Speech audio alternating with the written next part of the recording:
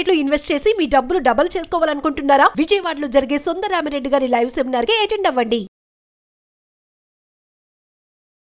December 25 మొన్న good governance day రోజు ప్రధాని మోడీ గారు మధ్యప్రదేశ్లోని ఖజురహోలో కేన్ బేత్వా ఈ నదుల అనుసంధానం interlinking of reverse project start చేశారనమాట. అసలు ఈ ఇంటర్లింకింగ్ ఆఫ్ రివర్ ప్రాజెక్ట్ ఎందుకు? 45,000 కోట్ల ఖర్చుతో ఈ ప్రాజెక్ట్ లాంచ్ అయింది. దానికి సంబంధించి అసలు కేన్ నదిలో ఉన్న ఎక్సెసివ్ వాటర్ని బేత్వాకి తరలించడం అనమాట. ఇది అసలు ఈ ప్రాజెక్ట్ ఇప్పుడా, ఎందుకు అవసరం ఒకసారి ఆలోచిద్దాం. భారతదేశంలో కొన్ని చోట్ల ఫ్లడ్స్, కొన్ని చోట్ల డ్రాట్, అంటే కొన్ని సందర్భాల్లో కొన్ని నదుల్లో వరదలు వస్తుంటాయి, కొన్ని చోట్ల క్షామం వస్తుంటుంది. సమానంగా వాటర్ రిసోర్సెస్ లేవు దేశం మొత్తం. నీళ్ళకి సంబంధించి చాలా ఇంబ్యాలెన్స్ ఉంది భారతదేశం మొత్తం కూడా. దీనికి సంబంధించి ఇంటర్లింకింగ్ ఆఫ్ రివర్స్ ప్రాజెక్ట్ ఎప్పటి నుంచో వార్తల్లో ఉంది, కానీ అది ఇంతవరకు ఫలితంలోకి వాస్తవంలోకి రాలేదన్నమాట. భారతదేశంలో 1980లోనే నేషనల్ పర్స్పెక్టివ్ ప్లాన్ అని చెప్పి ఒక ప్లాన్ వచ్చింది. దాని ప్రకారం హిమాలయన్ రివర్స్ దాదాపు 14 నదుల్ని అనుసంధానం చేయాలని, అదేవిధంగా సౌత్ ఇండియాలో పెనిన్సులార్ రివర్స్ వీటిలో 16 నదుల్ని అనుసంధానం చేయాలని, మొత్తం దేశం మొత్తం మీద 30 రివర్స్ 30 నదుల్ని అనుసంధానం చేయాలని ప్లాన్ అన్నమాట. అసలు ఎందుకు ఈ అనుసంధానం ప్లాన్? ఇది ఒకసారి మనం ఆలోచించాలి. మొదటగా భారతదేశానికి సంబంధించి వాటర్ రిసోర్సెస్ సంబంధించి చాలా ప్రాంతీయ అసమానతలు ఉన్నాయి. రెండోది ఫ్లడ్స్, డ్రాట్స్ వీటిని చాలా వరకు తగ్గించవచ్చు అనమాట ఇంటర్లింకింగ్ ఆఫ్ రివర్స్ చేస్తే. మూడో అంశం ఇరిగేషన్. ఏదైతే రైతులకి వ్యవసాయానికి అవసరం అవుతుందో దానికి కూడా కంటిన్యూస్గా వాటర్ సప్లై ఇవ్వచ్చు. తర్వాత పవర్ జనరేషన్ అనేది మనకు తెలుసు, హైడ్రో ఎలక్ట్రిసిటీ, దీనికి కూడా ఈ సపోర్ట్ అవుతుంది. ఇంటర్లింకింగ్ ఆఫ్ రివర్స్ చేస్తే ఈ హైడ్రో ఎలక్ట్రిసిటీ కూడా మన దగ్గర పవర్కి ఇంకా షార్టేజ్ లేకుండా చేయొచ్చు అనమాట. అన్నిటికన్నా అతి ముఖ్యమైన అంశం తాగునీరు. మనకు తెలుసు water everywhere, not a drop to drink. మన చుట్టూ సముద్రాలు ఉన్నాయి, అన్నీ ఉప్పు నీళ్ళే అనమాట. కానీ ఇప్పుడు నదులతో నీళ్ళు అనేవి మనకు చాలా అవసరం డ్రింకింగ్ వాటర్కి. మీకు తెలుసు భారతదేశంలో inter state river water disputes article 262 ప్రకారం చాలా ఉన్నాయి. నదులకు తెలియదు కదా ఎక్కడ మొదలవ్వాలో ఎక్కడ ఎండ్ అవ్వాలో, వాటికి స్టేట్ బౌండరీస్ తెలియవు, బార్డర్స్ తెలియవు. ఇది ఆంధ్రానా, తెలంగాణనా, కర్ణాటకనా, కేరళనా తెలియదు కదా. కాబట్టి నదులు ఎక్కడ పుడతాయి, ఎక్కడికి పారతాయి అనేది చాలా ఇంపార్టెంట్ క్వశ్చన్ అనమాట. ఏ రాష్ట్రానికి ఏ నది సొంతం? ఇంటర్ స్టేట్ రివర్స్ భారతదేశంలో చాలా వరకు, కాబట్టి దీని మధ్య కూడా పెద్ద పెద్ద గొడవలు అవుతున్నాయి అనమాట. Kaveri river water issue, Krishna river water issue, Narmada river water issue, ఇలా రకరకాల ఇష్యూస్ చాలా ఇంకా వార్తల్లో ఉన్నాయి, చాలా డిస్ప్యూట్స్లో కూడా ఉన్నాయి అనమాట. ఇదంతా కూడా మన రాజ్యాంగంలో ఆర్టికల్ 262 కింద. అయితే ఇప్పుడు కేన్ బేత్వా ఈ రెండు ఇంటర్లింకింగ్ ఆఫ్ రివర్స్ సంబంధించిన ఈ థాట్ ఈ రోజుది కాదు, దాదాపు 30 సంవత్సరాల నుంచి నడుస్తుంది.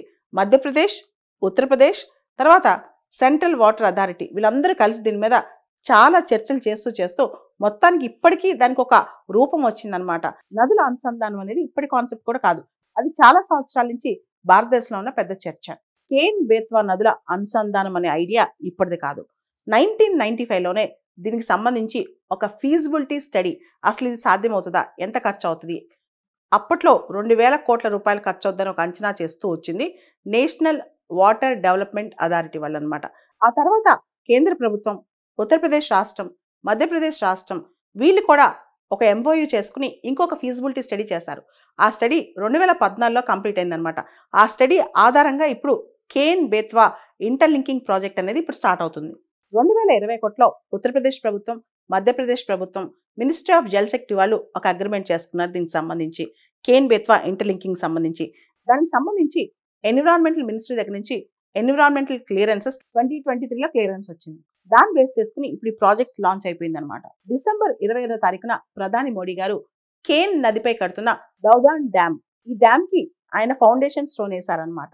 కేన్ బేత్వా నదుల మధ్య 2 టన్నెల్స్ ఉంటాయి. ఒకటి 1.9 కిలోమీటర్స్ లాంగ్, రెండోది 1 కిలోమీటర్ లాంగ్ అనమాట.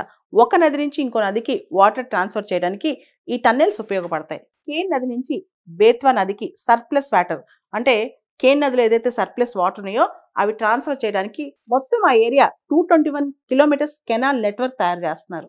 కేన్ నది, బేత్వా నది ఈ రెండు కూడా మధ్యప్రదేశ్లో స్టార్ట్ అయ్యి వెళ్ళి యమునా నదిలో కలుస్తాయి.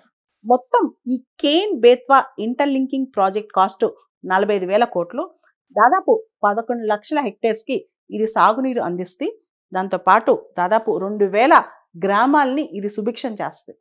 కేన్ బేత్వా ఇంటర్లింకింగ్ ప్రాజెక్ట్ అనేది మధ్యప్రదేశ్లో 10 జిల్లాల్ని, ముఖ్యంగా ఆ 10 జిల్లాల్లో ఉన్న 4.4 మిలియన్ పీపుల్ని వాళ్ళకి తాగునీరు కానీ ఇరిగేషన్ కానీ ఇవన్నీ అందిస్తుంది.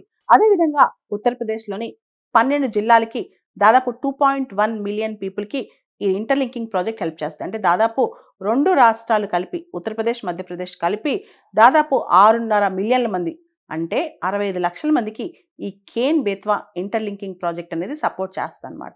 ఈ కేన్ బేత్వా ఇంటర్లింకింగ్ ప్రాజెక్ట్ వల్ల 103 megawatts of hydro power and 27 megawatts of solar power generation కి హెల్ప్ అవుతుంది అనమాట. ఇది ప్రధాని మోడీ గారి కథనం ప్రకారం వాటర్ స్కేర్సిటీ అనేది 21st సెంచరీలో నీటి ఎద్దడి అనేది అతిపెద్ద సవాల్ అని చెప్పి ప్రధాని మోడీ గారు పేర్కొన్నారు. ఇప్పుడు భారతదేశంలో కొన్ని ప్రాంతాలు, మనం సబ్ సహారన్ ఆఫ్రికా అంటుంటాం కదా, ఆఫ్రికాలో అలాంటి ప్రాంతాలు ఉన్నాయి. ముఖ్యంగా బుందేల్ఖండ్ లాంటి ప్రాంతాలు అనమాట. ఈ ప్రాంతాల్లో ఇలాంటి ఇంటర్లింకింగ్ ప్రాజెక్ట్ వల్ల ప్రజలు సుభిక్షంగా ఉంటారు. డిస్ట్రెస్ మైగ్రేషన్ అంటే ఈ ప్రాంతాల నుంచి ఆకలితో ఇతర ప్రాంతాలకు వెళ్ళి లేబర్గా పనిచేయాల్సిన అవసరం ఉండదు అనమాట. ఎందుకంటే మైగ్రెంట్ లేబర్ అవ్వాల్సిన అవసరం ఉండదు. ఇక్కడ కనుక వాళ్ళకి సుభిక్షంగా నీరు అందితే, పంటలు పండితే వాళ్ళు సమృద్ధిగా ఉంటారు. ఈ కేన్ బేత్వా ఇంటర్లింక్ ప్రాజెక్ట్ మీద అనేక విమర్శలు కూడా ఉన్నాయి. ముఖ్యంగా పర్యావరణానికి ఇది పెద్ద ప్రమాదం అంటున్నారు.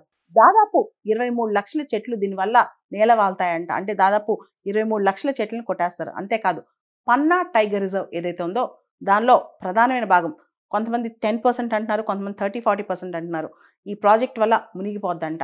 దీనివల్ల బయోడైవర్సిటీకి హాని అని కూడా అంటున్నారు అనమాట. ఏది ఏమైనప్పటికీ Ken Betwa interlinking of river project అనేది ఒక కొత్త నాంది అని చెప్పొచ్చు. ఎందుకంటే భారతదేశంలో ఇంటర్లింకింగ్ ఆఫ్ రివర్స్ అనేది ఎప్పటి నుంచో ఉన్న ప్రధానమైన చర్చ అంశం కాబట్టి ఇది ఒక ముందడుగని చెప్పొచ్చు.